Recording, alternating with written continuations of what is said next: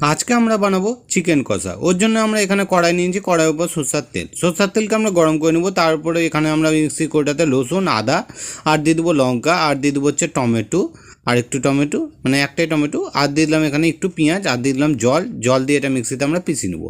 এখানে দিয়ে দিলাম জিরা।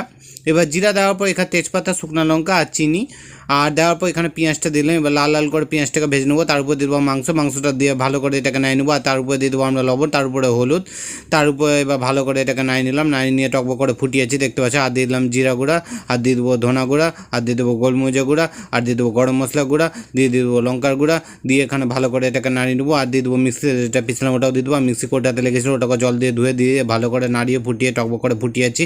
আর ঢেকে দিলাম 5 মিনিটের জন্য। 5 মিনিট পর উঠালাম, দেখছি এখনও জল শুকায়নি। তো ফুটিয়ে জলটা শুকিয়ে নেবো। আর দিয়ে দিলাম চিকেন মশলা, দিয়ে এখানে ভালো করে টকবক করে ফুটিয়ে নাড়িয়ে একবার এখানে দেখতে পাচ্ছ কষা রেডি হয়ে গেছে। আর এখানে ভিডিও শেষ।